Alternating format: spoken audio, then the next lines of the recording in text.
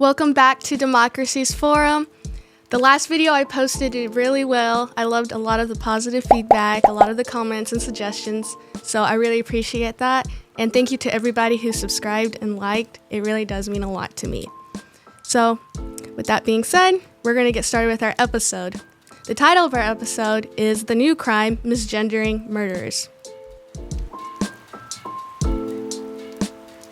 On February 10th, 2026, a trans shooter, from male to female, Jesse Van Rootseller, also known as Jesse Strang, killed his mother and stepbrother and then traveled to Tumbler Ridge Secondary School and opened fire, killing 6 people and injuring 27 others before turning the gun on himself. So far, there is no clear motive, and the whole thing is still under investigation. It's been a little over a week by now. This is an absolute tragedy. Innocent people, their lives were taken away in cold blood. And families lost their children. They've lost daughters, sisters, sons. It is absolutely very, very tragic. And so far, what we know about the shooter is that he did have previous records of mental health problems. The Canadian police were called to his house several times. Supposedly, this is allegedly, Jesse had several calls to his family's house before for mental health concerns. Apparently, he tried to light his bed on fire while he was on psychedelics. And according to Jesse's father, Justin Van Rootseller, he and Jesse did not have a relationship, so it was just Jesse, his mom, and his half-brother. And supposedly, according to the biological father, his mom, Jennifer Strang, had declined involvement from the beginning. And I did find a statement from the father, so I'm just going to read part of the statement. It says, "As the biological father of the individual responsible, I carry a sorrow that is difficult to put into words. I was estranged from Jesse Strang and was not part of his life. His mother declined my involvement from the beginning, and I was not given the opportunity to be a part of raising him. Jesse did not use the Van Rootseller family name at any point in his life. While that distance is the reality of our relationship, it does not lessen the heartbreak I feel for the pain that has been caused to innocent people and to the town we call home. This is a time for compassion, for holding one another close, and for supporting the families who are grieving such imaginable loss. As we respect your grief, we respectfully ask that you also respect ours. There will be no further statements." So with that statement, we get a little bit of a glimpse into kind of what the family was like. According to the research I did, there was custody disputes when Jesse was really, really young. He was moving around a lot. If I remember correctly, his mom actually tried moving him and his half-brother to Newfoundland, and that didn't work out. The court ordered that she bring him back to British Columbia, back to Canada, and that the father at least have some relationship with calls and stuff like that. The whole custody dispute, I'm sure a lot of people know about how difficult those disputes are. Absolutely terrible. But this mass shooting, along with many others, also get national attention for other reasons. So, one notable reason right now that a lot of people have been commenting on is that the shooter is trans. Another reason is the use of the gunman's preferred pronouns. Again, this has been getting a lot of heat from a lot of people. Not just that, but government officials in Canada and in America, quote-unquote, respect the pronoun usage, and a lot of news sources from the U.S. and Canada also refer to Jesse, who is a man, as a woman, which is interesting. It also makes it very confusing because while reading these articles for the very first time, I was confused as to who this person was. So I'm going to read some examples. I'm going to tell you where I got them from, and I'll make sure that there's a screenshot of it on the screen so you guys can read it along with me. So this one is from CNN. And this is kind of like the summary, like the very first part of their article. And it says what we covered here. First point, Canada's deadliest school shooting in decades. A shooter killed at least 8 people and wounded dozens more at a high school in the tiny Canadian mountain town of Tumbler Ridge on Tuesday. Second point, it says, suspect identified. The suspect is an 18-year-old woman who had dropped out of the school about 4 years ago, police said. She was born biologically male and transitioned about 6 years ago, police said. Officers had visited her residence several times due to mental health concerns. And then the third point, it identifies who the victims were, 5 students between 12 and 13 years old, as well as the 11-year-old stepbrother of the suspect were killed in the shooting. The wounded include a 12-year-old girl who is fighting for her life in a hospital. And I do believe that she recovered and made it. I'm not 100% sure on that, but I believe that's what I heard. So, major problem with this, of course, is that they say that the suspect is an 18-year-old woman. When the first alert came out, actually, in the school shooting, they were saying that the suspect was a woman with brown hair, which is not accurate because, as we all know, and they clarified later on, that she was, which is actually a he, was born biologically male and transitioned about 6 years ago. And according to the research I did, Jessie started transitioning around the age of 12 and lived socially and publicly as female. Again, they said suspect is an 18-year-old woman. Not true. After calling the suspect a woman, notice that there is a clarification about being born biologically male. And to me, that is strange that we have to clarify that because it's a woman, right? And why say biologically male? Doesn't male just imply that already? Whoever was writing that article clearly cannot do their job. It is not reliable. Again, I was reading several articles. The first time, I had no idea who this person was. I just saw something on X, and I looked into it, and I was very confused. And it actually took a little bit to figure out, not just continue reading other articles, but watching some videos about who this person was before I actually realized, like, oh, okay, this is a trans person. So I'm going to take a look at another article. This one is from USA Today. And the title of this article is Teen with Mental Health Issues Killed 8 in Canada. What to know? Okay, so I'm going to read a section of this article. As the shell-shocked families of 6 children and 2 women grieve their loss in one of the worst mass shootings in Canada's history, details are emerging about the shooter's mental health struggles and history with police. The shooter was identified as 18-year-old Jessie Van Rootseller, who was born male, began transitioning 6 years ago, and identified as female. Deputy Commissioner Dwayne McDonald of the Royal Canadian Mounted Police said at a news conference on Wednesday, February 11th. Police identified Van Rootseller using her chosen name, McDonald said. On Tuesday, Van Rootseller killed her 39-year-old mother. He killed his 39-year-old mother and 11-year-old stepbrother at their home in the tiny hamlet of Tumbler Ridge, about 700 miles north of Vancouver. He then went to Tumbler Ridge Secondary School and apparently began shooting at random, McDonald said. So, here in this article provided by USA Today, the police used his chosen name. They actually said, according to this article, that they chose, the police identified Rootseller using the chosen name. We also learn a little bit more about some of the things that Jessie was into. So, according to the same article, USA Today's article, the shooter had a troubling pattern online. It says that Van Rootseller followed a troubling pattern of online radicalization and that he had a self-described addiction to gore contents. The group said that Van Rootseller had an extensive digital footprint across platforms, including a site where users can watch videos of people being tortured and essayed. The ADL has studied the website and issued warnings about it. We're going to look at one more article. The tiny Canadian mountain town of Tumbler Ridge, British Columbia, suffered one of the country's worst school shootings in recent history on Tuesday when an 18-year-old woman killed at least 8 people and wounded dozens. Police say they still don't know the motive of the suspected shooter, who killed their mother and stepbrother at a home before going to school, but had previously dealt with them over mental health concerns. Again, it is not reliable. It's very confusing. An 18-year-old woman, when in fact it is a man. And if you look at the pictures, it looks like a man. It's a man.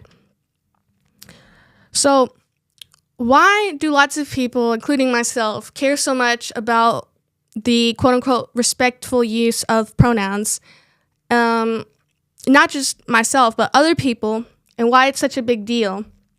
First reason, my reason, is besides that it's unreliable, as I have said, it's feeding into a delusion that a person can become another gender. Not possible. A man cannot be a woman, and a woman cannot be a man. And with this, the trans community, the ones who believe that pronoun usage and respecting pronoun usage is a must, is enabling what is false to be promoted as true. And we have to decide, as a society, what reality we want to live in. Do we want to live in a reality where a man can become a woman, and now we have news articles referring to the shooter as a woman and spreading unreliable information? Second reason, it is a lie. And it makes, as I said, it makes the journalists and news sources unreliable. It's a lie. Reporting the woman or the man as a woman is a lie. If it were a man, if we're a man, we wouldn't be making clarifications later on, right? The previous article we saw, I'm going to scroll up here in my script. It said, the suspect is an 18-year-old woman who had dropped out of the school about 4 years ago. She was born biologically male. Why would we have to make that clarification in the first place? Why? Because even they realize that saying that it's a woman, that Jesse is a woman, is not true. They have to clarify. I think that it's just so obvious with that. Another reason is I think it's disrespectful to the victims. God forbid we want to offend a mass killer by using the wrong pronouns. And God forbid that we call Jesse a man. Jesse wanted to be known as a woman, so we want to respect the mass killer's identity. So I guess that's what's more important. Not only are they willing to play into a mentally unstable person's identity or delusions, they also want other people to respect, and they expect other people to play into this person's delusion, whatever fantasies they have. Of course, as I have said, this person was extremely disturbed in more ways than one. So in a little bit, I will be reading an article that will explain why we should use people's preferred pronouns. Before I do read that, I just want to give a comment saying that the most common reason I get personally in my everyday life is that it's just part of being nice, being a good person. We don't want to offend anybody. And, offending people's wrong. Obviously, there is an agenda with the pronouns. The agenda is to get people to conform to lies. Not only conform to lies, but to then affirm and enable people to do these things. If anybody remembers the last episode I did talk a little bit about accountability, and I brought up some Bible verses. I will not do that right now in this episode. But in the first episode I did bring up some verses as to what love is, what God expects from us, and what Jesus had preached about denying yourself. If anybody remembers that verse, I think it was Matthew chapter 7, or not Matthew chapter 7. I forget at this point. But, point being said, truth is at stake. So we have come to a point where it is offensive to tell the truth. I cannot tell you how many times I will see a person who is clearly one gender, and I have no idea what they personally identify as. I literally have no idea. I'll refer to the pronouns. Let's say it's a woman. I will say, oh, she, this and this and this. And I'll have to get corrected. They'll correct me and they'll say, oh, this person identifies as, let's say, he, him. My eyes don't lie to me. I see a woman. And I am not going to then say, oh, I'm sorry, he, him. It's just not going to happen because it's not the truth. There's much greater things at stake than just worrying about offending people. It's common sense, right? When you see a person who is clearly one gender or the other, and they say, well, use the preferred pronouns. But the pronouns are used to state an objective reality, right? When you see a man, you refer to the man as he or him, right? Because it states an objective reality that this person's man, right? A man, or this person's a woman. For example, let's say if we wanted to continue this trend of just affirming people and affirming what they identify as, affirming their beliefs and their delusions or whatever they identify as, let's take an example where I think a lot of people would kind of see what I'm talking about. So let's say we have someone who's anorexic. They have body image issues. They see themselves, they're skinny. They're just skin and bones at that point, but they see themselves as fat. Should we affirm them? Should we affirm how they identify themselves as? They identify themselves as fat. They see themselves as fat. But in reality, the reality that we see is that they're not. As a matter of fact, they're very unhealthily skinny. But at that point, what do? We know that there's something wrong because they're not seeing themselves for actually who they are and what they are. So what do? We try and help them. We try and treat them. What would happen if we just decided to affirm them and say, you know what? Yes, let's help you get skinnier. You know, the people who are anorexic, they change their bodies. They get very, very, very skinny. How is that any different from somebody who has not even just gender dysphoria, but a young person, younger than 18, because at this point I'm talking about minors, who see themselves as a different gender? Should we then say, okay, let's do hormone blockers, puberty blockers, let's socially transition you, and even in some places, as a minor, you can get surgeries. You could, if you're a woman, you can remove your breasts, and that's just part of a gender-affirming care. So clearly there is an issue here of what kind of agenda people push, so that way they can push an agenda of transitioning children. And of course here, as we see with the example I gave of this anorexic person, how if we did, I don't know what we would call it, body image care or something, and we actually helped the person achieve the body they think they're going to get by not eating and starving themselves. So with that being said, I am going to jump into the article that I'm going to be reading about why we should be using preferred pronouns. And I'm going to tell you everything I think is wrong with this article.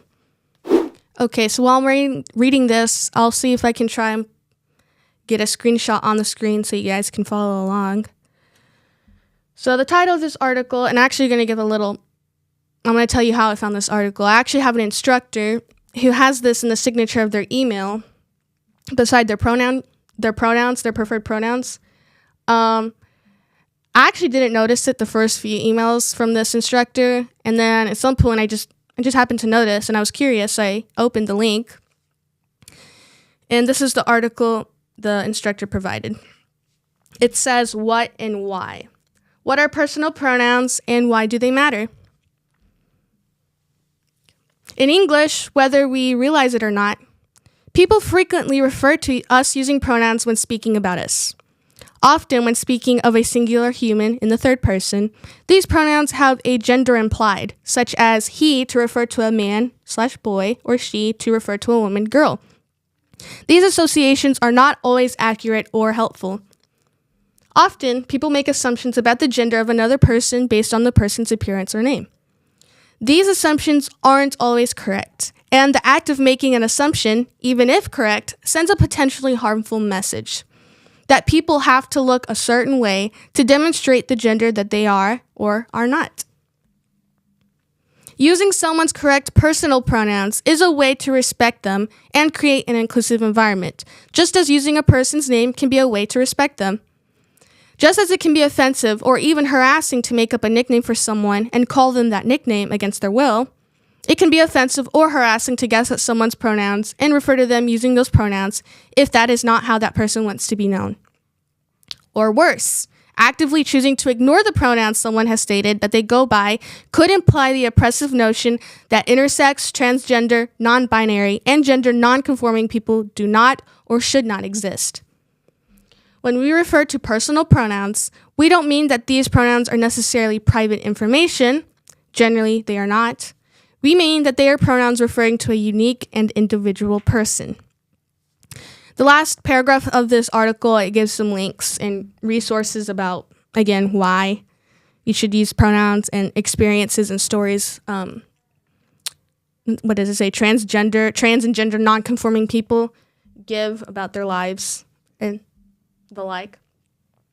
So I'm gonna look at the first part of this article, where it says, in English, whether we realize it or not, people frequently refer to us using pronouns when speaking about us. Okay, I agree with that, right? Often when speaking of a singular human in the third person, the pronouns have a gender implied, such as he and she. These associations are not always accurate or helpful. So, of course, my first problem with this is that pronouns have a gender implied. So you mean like the pronouns refer to who you actually are? And that these are not always correct or helpful? Why though? If I see a man, I'm going to say he. If I see a woman, I'm going to say she, because that accurately describes who the person is. Next part of the article says, often people make assumptions about the gender of another person based on the person's appearance or name. These assumptions aren't always correct, and the act of making an assumption, even if correct, sends a potentially harmful message that you have to look a certain way to match your gender. So here's a problem with this part. It's actually part of human nature to make assumptions, right? So if I see a woman wearing a dress, not even a dress, I wear jeans like most of the time. I wear jeans and a t-shirt. When I see a woman wearing a jeans and t-shirts, it's not necessarily what they wear, right? There's women who wear cargo pants and in a work shirt, if they work in a trade job, like let's say HVAC or something like that, versus let's say somebody else, a woman who is a lawyer. They might wear a suit, right? Suit and dress pants. A woman who, I don't know, let's say is a singer. They'll wear sparkly outfits, blah, blah, blah. But that's just part of human nature to look at someone and say, oh, this person's a woman, or oh, this person's a man. Most of the time, we don't have to go through that thought process, right? And how is the message harmful? I just can't see it. How is it harmful? Is it harmful because it's not nice? They just don't want to be referred to that way? Is that why it's harmful? Are words harmful? Words can be harmful, but how does saying that, the truth can hurt. The truth is never harmful, but the truth can hurt. Using someone's correct personal pronouns is a way to respect them and create an inclusive environment, just as using a person's name can be a way to respect them. So here personally, if somebody has a preferred name is different from a preferred pronoun, right? Because a name is subjective, right? If somebody wants to be called one way or the other, I don't have a problem with it. But again, as I said earlier, pronouns are not subjective, they're objective. Pronouns are used to refer to objective reality, to refer to a man and to refer to a woman.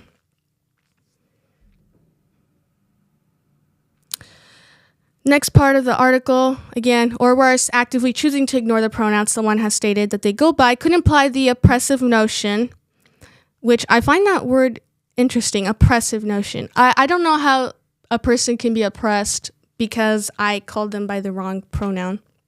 You know who's actually oppressed by this entire thing? It's actually the people who apparently have to be forced into using their preferred pronouns. Actually, that's quite oppressive. You know, when I refer to somebody as a she because the person's obviously a she, and now I have a bunch of people telling me that I disrespected them and I have to use their preferred pronouns, I don't see who's being oppressed here. I'm a little bit confused actually, because again, it's one side getting most of the heat, I would say here. When we refer to personal pronouns, we don't mean that these pronouns are necessarily private information. Generally, they are not, which that part was confusing to me because I didn't know we could own pronouns either. That's news to me. Continuing on, it says, we mean that they are pronouns referring to a unique and individual person. You know, I saw a meme one time.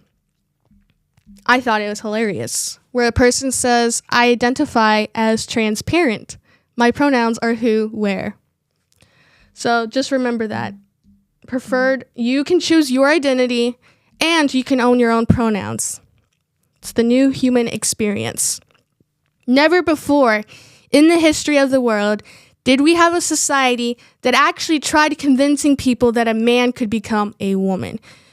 And that men can have babies, that men can have periods. In history, we've had drag queens, we had cross-dressers, we had transvestites, but they never told you that they were women. And most of the time, there was a lot of sexual perversion that came with cross-dressers, transvestites, drag queens. It still is a sexual perversion. But they never told you that they were women. So I think that should tell you something about how far we have gotten in our modern culture. Not that truth is just being suppressed, but that what's false, what's foolish, is now being considered good. I believe I read a Bible verse on that in the last video, but I'm going to pull it up right now. Just in this section, I will read a couple Bible verses because I do think it is very important. So in Romans chapter 1, verse 22, I read this in the last episode. Professing to be wise, they became fools and exchanged the glory of the incorruptible God for an image of the likeness of corruptible man. And then verse 24, therefore God gave them over in the lusts of their hearts to impurity, so that their bodies would be dishonored among them. Verse 26, for this reason, God gave them over to dishonorable passions, for their females exchanged the natural function for that which is unnatural. And in the same way, also the males abandoned the natural function of the female and burned in their desire toward one another. Males with males committing indecent acts and receiving in their own persons the due penalty of their error. And I skipped over a verse, but in verse 25, it said, for they exchanged the truth of God for a lie, and worshipped and served the creature rather than the Creator, who is blessed forever. Amen. So, I love this verse. It says, worshipped and served the creature rather than the Creator. This is actually where we are at, where we worship ourselves, as I had mentioned in the first episode. It's such a big focus, right? It's about, so I'm specifically talking right now about the LGBTQ community. Transgenders, it's about me. I am a woman. These are my preferred pronouns. You must refer to me this way, which is interesting because normally when you refer to somebody as a he or she, as the article said, it's third person. You're normally not talking to the person. You're talking about that person to somebody else. So they're even asking you to refer to them as their preferred pronouns, even when they are not around. That's pretty demanding. Worship and serve the creature rather than the Creator.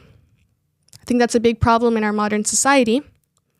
I think anybody who actually takes a step back and look at what's happening, we can see not only is there sexual perversion, I mean, look at the Epstein files. We learned a lot about that, right? We learned a lot about a lot of people that are president, right? About former presidents. about a lot of elites, right? We can also see now, too, how the truth is being suppressed, for they exchange the truth of God for a lie. So just remember that next time you see something about transgender shooter and using preferred pronouns, referring to them as a gun person. I think it's disrespectful. Not only that, you're also spreading lies. It's unreliable. You're suppressing truth, and you're you're demanding people to conform.